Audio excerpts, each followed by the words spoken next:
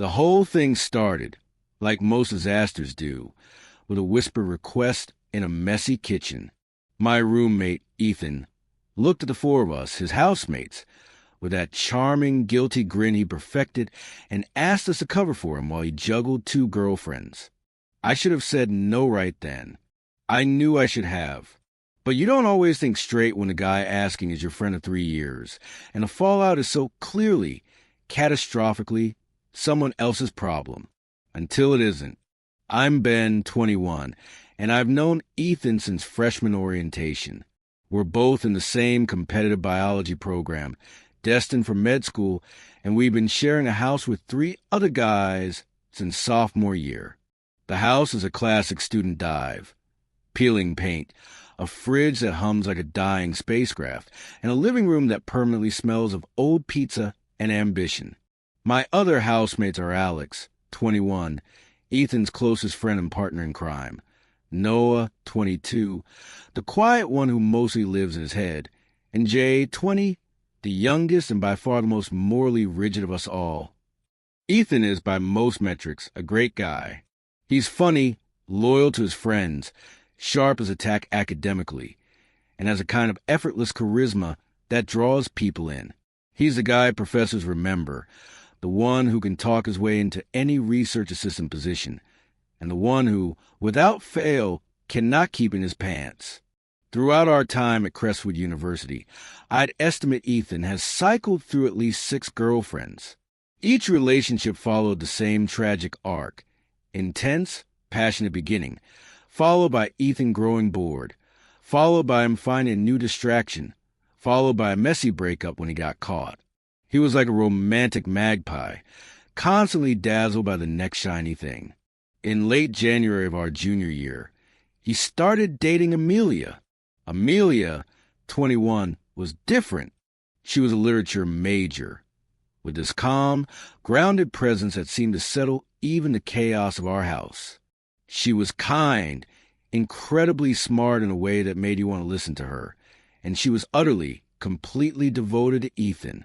She'd bring over home-cooked meals when we were drowning in midterms, remember all our stupid inside jokes, and look at Ethan like he'd hung the moon.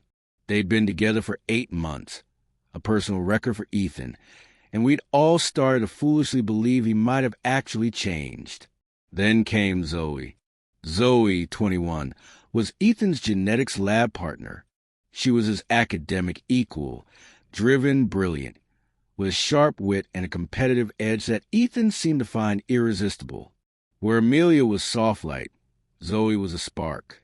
She started showing up at the house, first to study, then to work on their project, then just to hang out. It became obvious to everyone except, apparently, Amelia.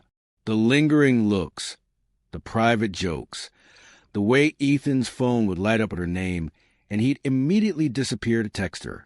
Alex and I exchanged knowing glances. Noah would just sigh and put his headphones on. Jay, however, would get visibly angry, his disapproval hanging in the air like a thundercloud. One Tuesday evening, Ethan called a house meeting over beers. He laid it out with startling bluntness. Things with Zoe were getting serious. He was spending a few nights a week at her apartment. Amelia was, in his words, completely in the dark and needs to stay that way. The issue, he explained, was that Amelia and her roommates lived only a few blocks away, a 10-minute walk at most. She might pop by looking for me, Ethan said, running a hand through his hair. I just need you guys to be my alibi. If she asks, tell her I'm pulling an all-nighter at the lab library, or that I had a late research meeting with Professor Garrett.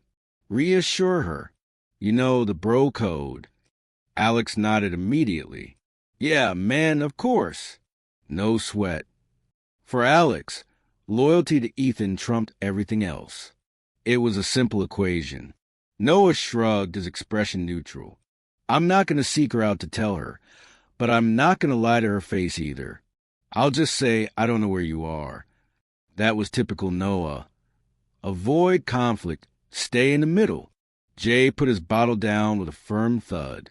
No, absolutely not. This is messed up. Ethan, Amelia doesn't deserve this. You need to end it with one of them, now.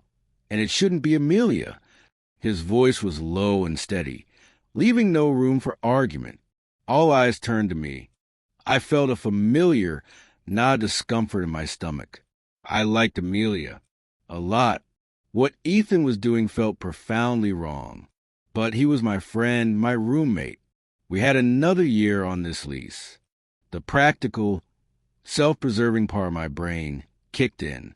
I'm with Noah, I said finally, avoiding Ethan's gaze. I won't go out of my way to tell Amelia anything. But if she asks me directly, I'm not going to fabricate some story. I'll just say I haven't seen you. Ethan's charming grin faded. Come on, Ben. Seriously? That's basically the same as telling her something's up. I don't know is a flashing neon sign. Alex chimed in. Yeah, dude, not cool. We're supposed to have each other's backs. Having his back doesn't mean helping him cheat on a great person. Jay shot back. The argument circled for another half hour. In the end, the factions were clear. Alex and Ethan were a united front, armed with a bro code. Jay was the moral opposition. Noah and I were the reluctant, conflicted neutral zone, hoping the storm would pass over us if we just kept our heads down. Ethan left frustrated, Alex patting him on the back. Jay stormed off to his room.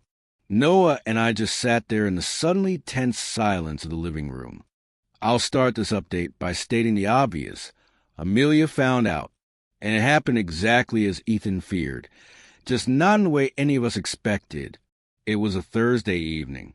I was coming back from the gym when I saw Amelia walking up our front path. She looked worried, her usually serene face pinched with anxiety. Ben, hey, she said, forcing a small smile. Have you seen Ethan? He's not answering his texts or calls. He said we were having dinner tonight. My stomach dropped. I genuinely didn't know where he was at that exact moment. No. Sorry, Amelia. I just got back myself.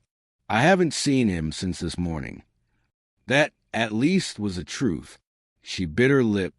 It's just not like him to just vanish. I'm starting to get worried. At that moment, Alex appeared at the door, having likely seen her through the window. His bro code, instincts were impeccable. Amelia, hey, he said, his voice dripping with fabricated casualness. Ethan texted me, said he got slammed in the genetics lab with Zoe. Something about their midterm project data being corrupted. He said his phone died. He's really sorry.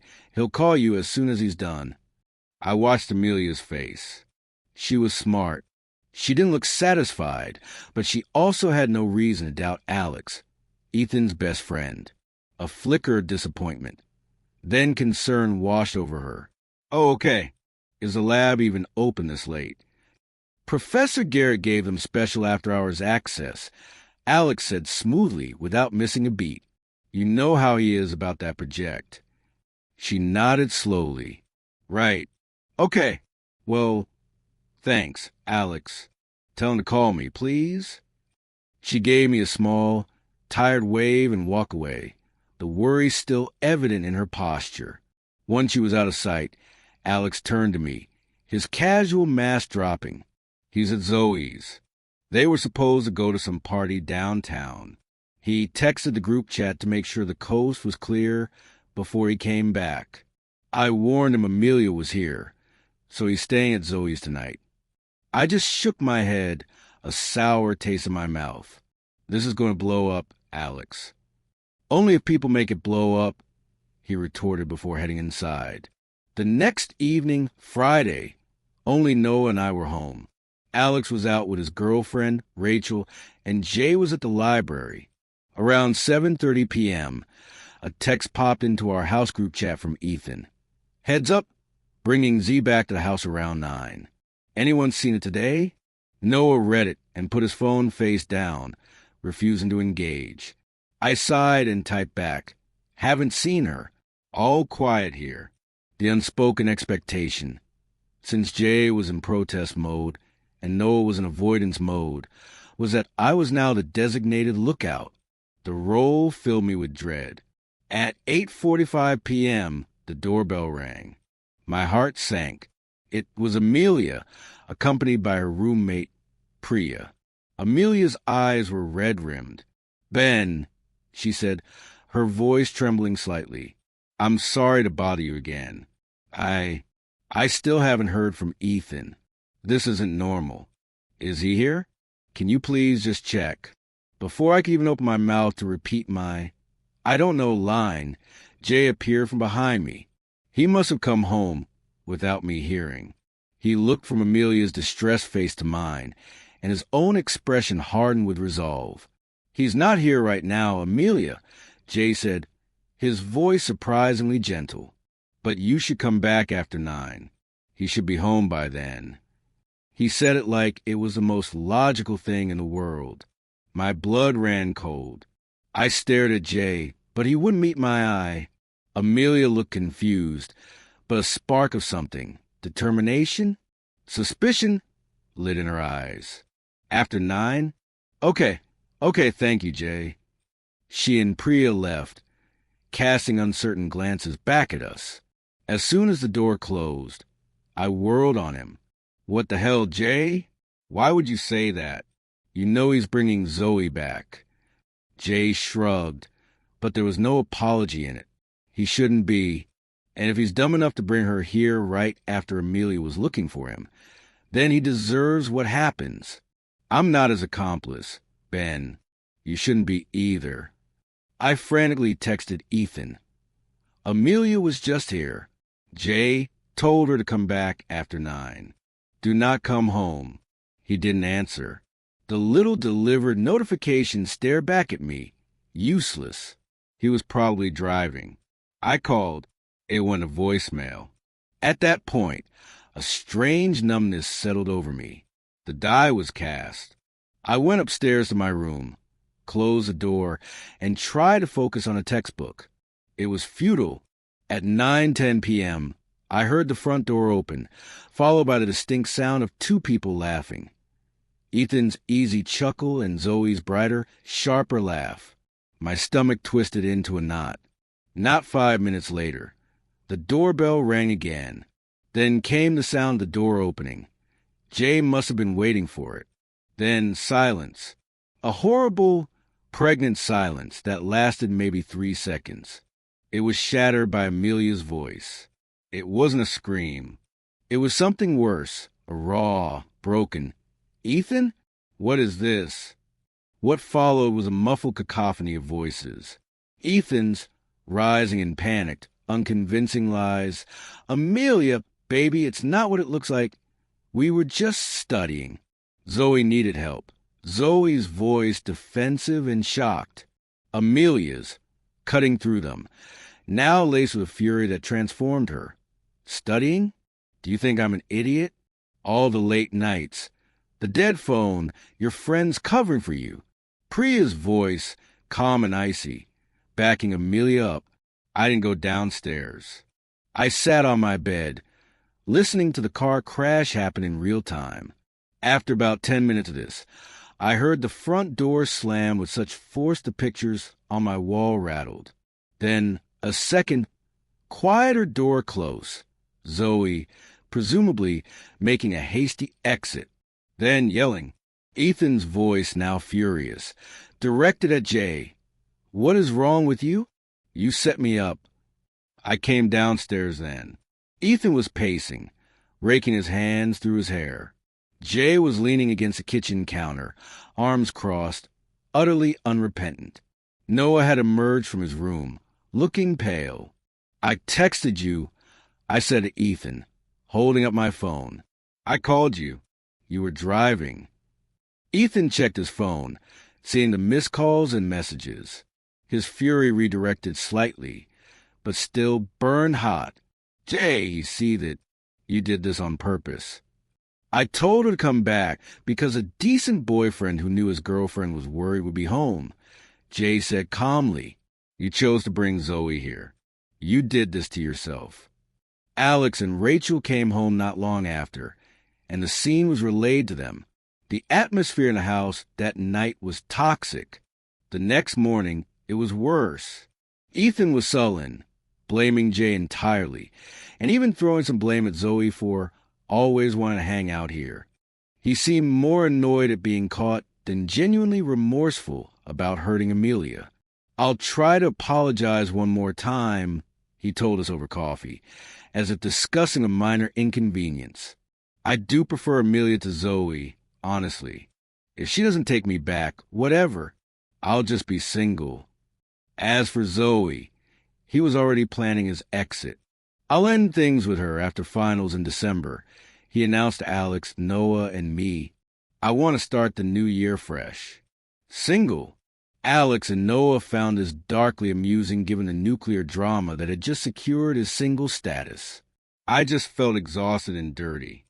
I told Ethan, in no uncertain terms, to keep me out of his relationship wars from now on. I also texted Priya, who I shared an economics seminar with, to ask how Amelia was holding up. As expected, she was devastated. Priya also made it clear that everyone in our house, except for Jay, was now considered complicit and untrustworthy in their eyes. Edit. Alex just texted the group chat.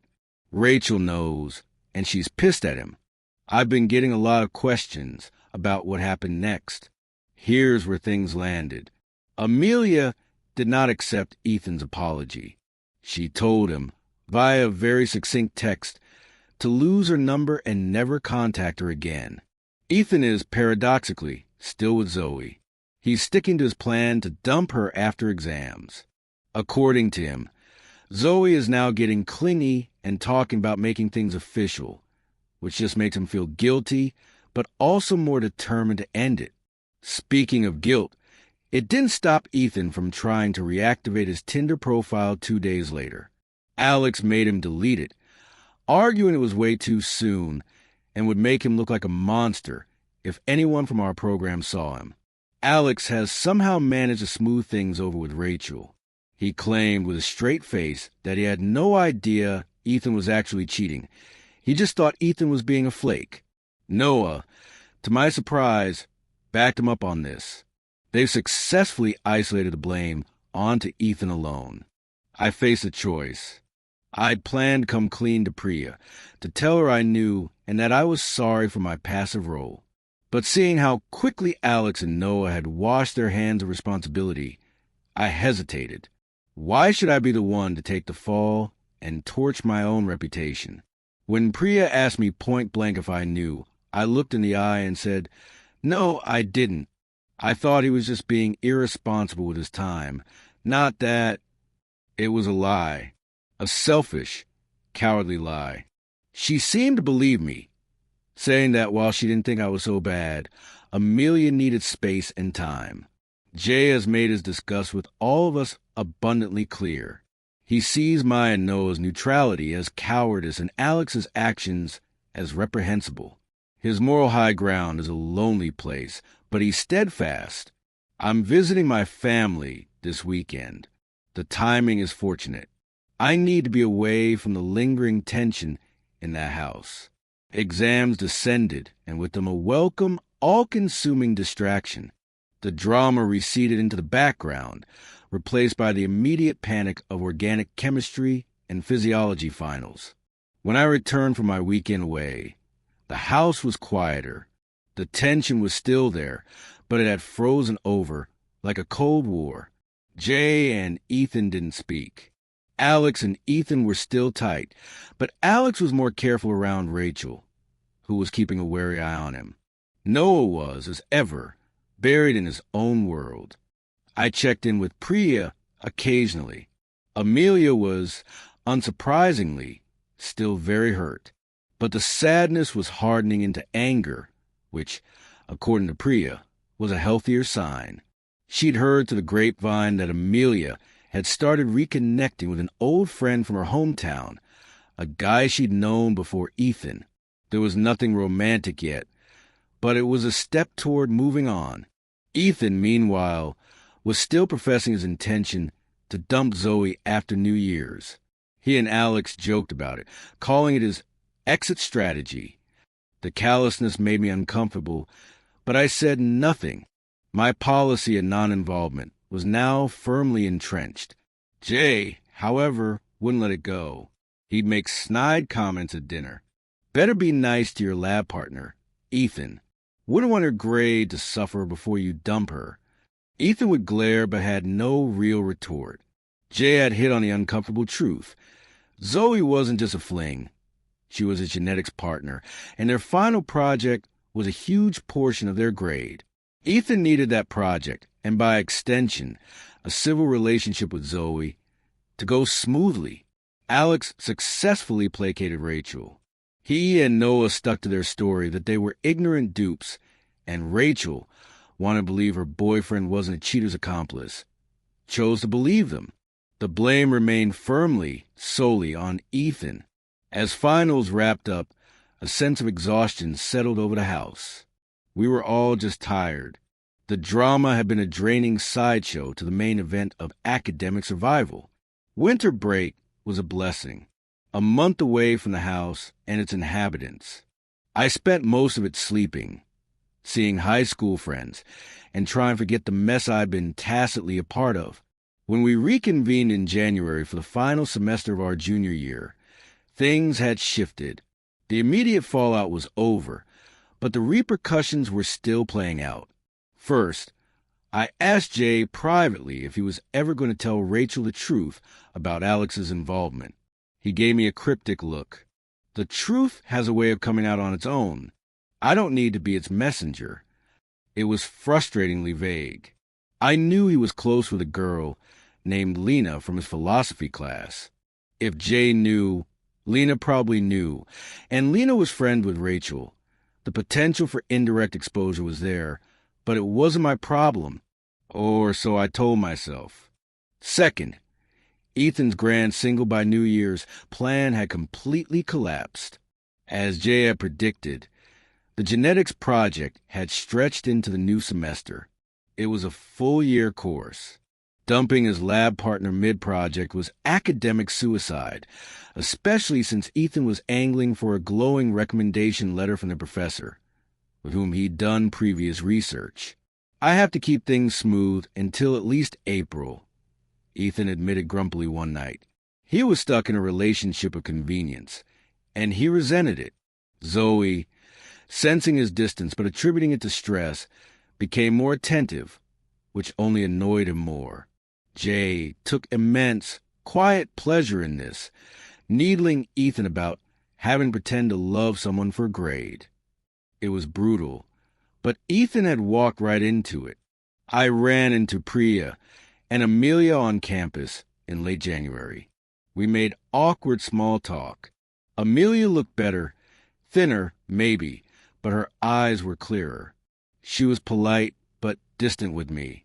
Priya later told me Amelia was doing okay, focusing on her senior thesis, and was now casually dating the guy from her hometown.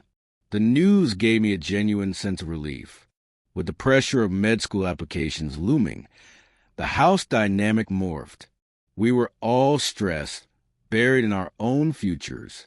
Ethan's drama became background noise, a tedious soap opera I was no longer invested in. I should have seen it coming. The pattern was as reliable as the sunrise. In early March, Ethan, now 22, casually revealed he was cheating on Zoe. Again, he let it slip during a completely unrelated conversation about interview prep with me and Jay. He'd met a first-year student at a pre-med society mixer and had been seeing her for a couple of weeks. He spoke about Zoe with open contempt, calling her needy and annoying and reiterating how he still preferred Amelia. Jay and I were stunned into silence for a moment. He'd been so secretive this time, a lesson learned from the Amelia debacle. Alex, when confronted, admitted he'd known for 2 weeks. Their bond of bro-code secrecy was intact. Noah, who wasn't there, was probably in the dark. The most jarring part was the chilling normalcy of it. There was no house meeting, no request for cover. This was just Ethan's life now. He was a serial cheater, and my other roommate was his permanent accomplice. Jay, in a move that felt purposefully provocative, asked Alex, "Does Rachel know that you're helping him again?" Alex shot him a venomous look. "Of course not, and she's not going to." Ethan, when asked about his plan for Zoe, just shrugged. "I'll end it after our last lab practical. Soon." I was stuck there for 3 more months. The walls of the house felt thinner than ever. The DMs and questions kept coming. Let me address a few things directly. First, no, I was not going to march over to Amelia and Priya's apartment and confess my prior knowledge.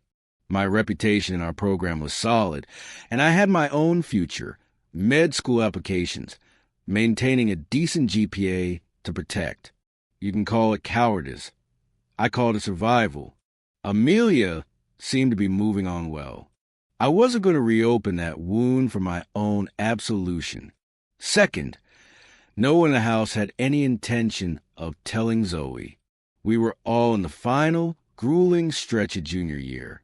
My energy was spent on MCAT prep and maintaining my relationship with my own girlfriend, Clara, who I'd started seeing a few months prior.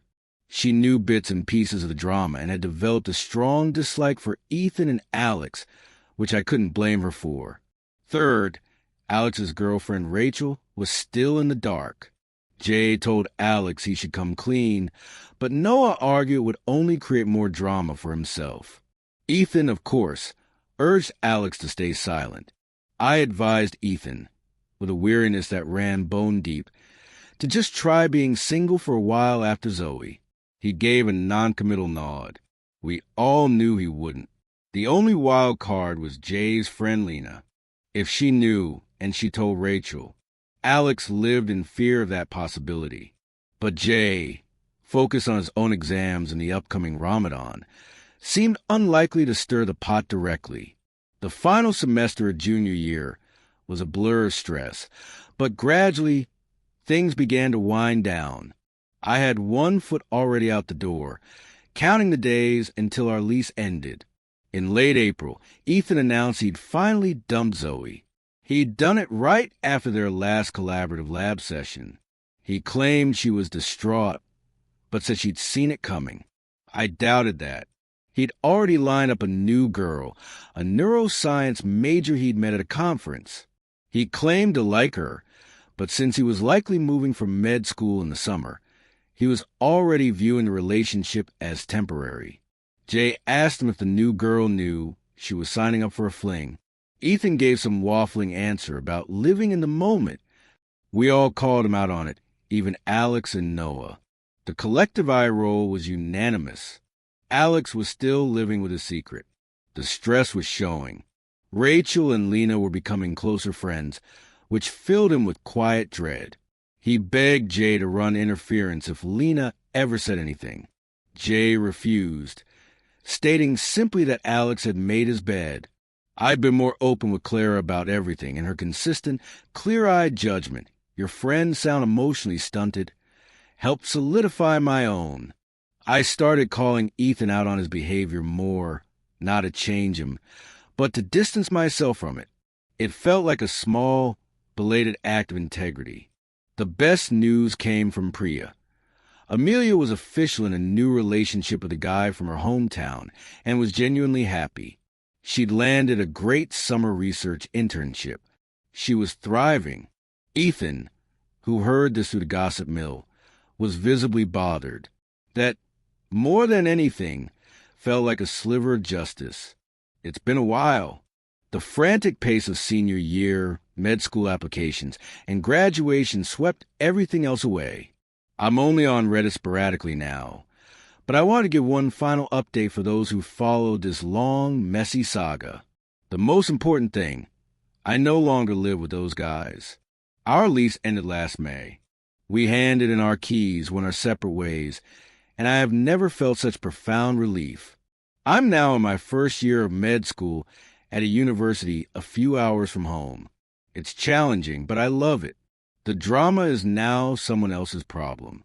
Here's where everyone landed. Me, Ben finished undergrad, got into med school, happily still with Clara, who is now prepping for law school. I bought a car. I sleep soundly. Ethan got into his dream med school out of state. Predictably, he's back on all the dating apps. He claims to evolve, but his patterns seem unchanged. He's cheated at least twice that I know of in the past year. Though he uses creative definitions, we weren't exclusive yet. His reputation has permanently closed off his dating pool within our old social circle. He's currently single. Alex also got into med school in a different province than Ethan. The long distance with Rachel didn't survive past the first winter break. He since started seeing someone new. He finally, according to Noah, confessed his role in the Ethan/Amelia cover-up to Rachel right before they broke up. She was furious, but by then they were already drifting apart. Noah says she and her friends felt she'd always invested more in the relationship than he had. Noah is plodding through a thesis-based master's in something incredibly niche. He's spoken to me a few times and expressed regret over not speaking up more. He's the only one who still occasionally talks to everyone. Jay, the surprise drama king. He didn't get into med school this cycle and is doing a master's. The most interesting gossip? His will-they-won't-they relationship with Lena imploded. Rumor has it Lena wanted more commitment, and Jay, overwhelmed with his own academic pressures, couldn't give it. He's disillusioned with the med school path and is looking at options overseas. Amelia, she's doing brilliantly. She took a year off after graduation, working as a research coordinator, and is applying to graduate programs in literature. She's still with her new boyfriend and, from all accounts, is happy and healthy. I saw her at graduation. She looked radiant and peaceful. Ethan tried to say an awkward hi. She acknowledged him with a cool, polite nod and moved on. It was a masterclass in grace. Zoe, she didn't graduate with our class. She's still finishing up her degree. Noah saw her on campus last semester and said she looked withdrawn and unhappy. The fallout from Ethan likely hit her harder than any of us knew, or maybe it was something else entirely. It's a sad, unanswered question. Looking back, I'm not proud of my neutrality. I was a bystander in a slow-motion train wreck, more concerned with my own comfort than with doing the right thing. I could have done more. I should have. That guilt is mine to sit with. The whole experience was a crash course in the cost of passive complicity and the corrosive nature of certain kinds of loyalty. I'm glad it's over. I'm glad Amelia is okay. And I'm most glad that the chaotic, morally ambiguous energy of that house is firmly in my past.